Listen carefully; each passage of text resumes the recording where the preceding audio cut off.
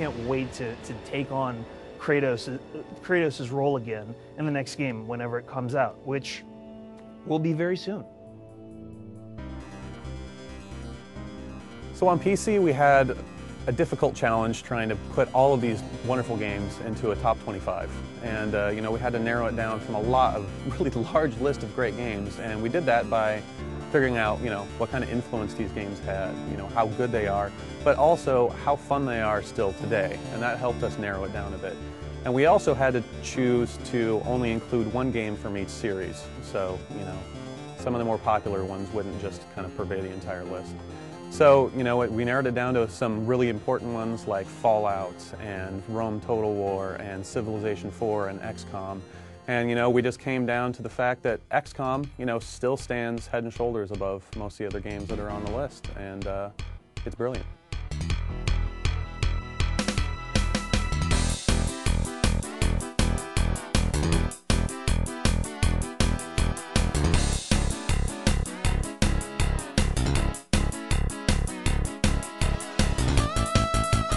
Yeah, there was never any doubt with me. XCOM is the greatest game I've ever played or will ever play. It really did master some of those intangible qualities of, you know, strategy play, of turn-based movement on varying levels, of actual city management or base management. With XCOM, it wasn't one particular thing that made it special. It was how everything fit together into one cohesive whole that just made it an amazing experience all around.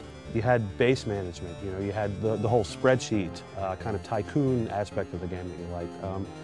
You had, you know, planning your bases around the world to provide coverage and shoot down aliens. You had tactical combat. You had even role-playing elements with your soldiers. Your guys got better as you progressed through the game, or they died. You know, where your guys are, what weapons they're holding, what kind of armor they have, you know, how many moves are you going to make before you fire, like all these kind of things just like, you know, kind of combined to one of the craziest strategy experiences that we've seen on the PC, including up to today. And one of the greatest things that XCOM did is it allowed you to rename your soldiers. So you could go and you could name them after your coworkers, your friends, and that's how we always played the game. So, you know, you'd hear somebody in the other room say, "Oh no, Steve just got shot," you know, and it was like you really got invested in these guys. It was great. At the time, there was absolutely nothing comparable to XCOM, and even today, you know, it's hard to find a game that's tactically as sound as XCOM or as enjoyable to play for, you know, the fiction and everything else involved.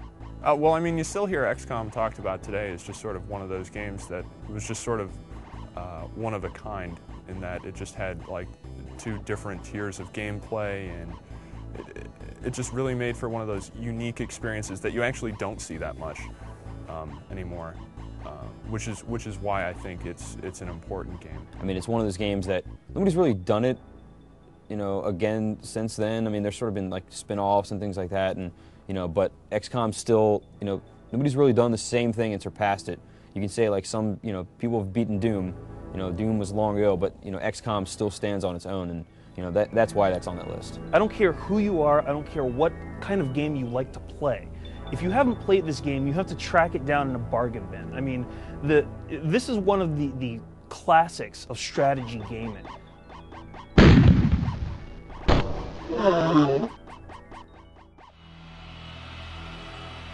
Picking the all-time greatest Xbox games, well, you know, to be honest with you, it wasn't all that hard picking the top 25. Picking the placement was a little bit different. Picking the top 5, pretty easy. I mean, we know that Halo and Halo 2 are two of the greatest games on that list. The question is, which is the best one?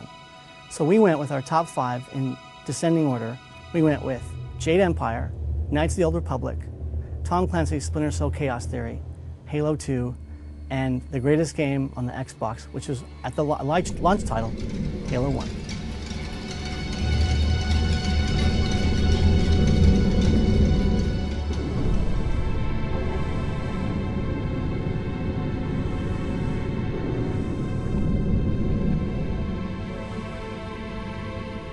Halo's influence can be seen everywhere. You have a bunch of pretenders out there, and everyone, I think that if you have any proof that it's the game to beat, every single time a new first-person shooter comes out and it looks exciting, everyone always labels it the Halo killer. Halo was definitely the most important game on the Xbox for a number of reasons, and it was also an absolutely addictive first-person shooter, you know, both in single-player and multiplayer, and co-op, of course. Co-op was brilliant. As a single-player shooter, it's really, I think it's one of the best because of the story, because of the environments, the world, the character. Once you've really played as Master Chief, almost every other character that comes after him is essentially the one that is being evaluated by him.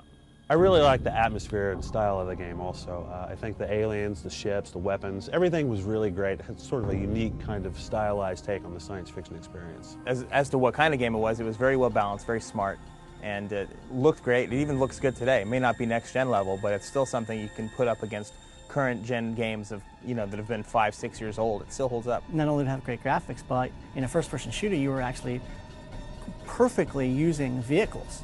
You were using vehicles to fly all over the place, and no one had really done that before. Halo's a good game, and I really like it, but it's one of those games, too, that, you know, I've been playing PC first-person shooters my whole life, and really all it was a PC first-person shooter translated to the console. I think it was partially that it was a great first-person shooter, but I think mostly it was that they did it well for the consoles. I thought they really adapted the concept of the first-person shooter to the Xbox in a very, very smart way. Halo basically opened up the door for first-person shooters on consoles. It really did everything right, you know, for the first time with all of the access and, you know, being able to look around and really control your character in the right way. It had really good shooting mechanics. It looked really nice, and it has the potential for people to get really, really skilled at it, which is what I think drew a lot of people to that game, is just the fact that if you played enough, you will continuously get better. And then you can try and invite someone else in and be like, hey, play me in this, and then completely destroy them. Everybody who got an Xbox played Halo. They played with their friends, they played co-op, they played more with their friends, and then when they were bored and there was nothing else to play, they played even more Halo.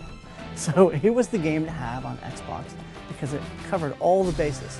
The only thing it didn't have was online capabilities, and that's why Halo 2 was so great. So I think that says a lot about how much influence it's had and how ingrained in the consciousness it is of gamers, that it's actually to the level to where every game is held to that standard. That says a lot to what it is. Not even Halo 2 was the Halo killer, and I think that says a lot about the game too.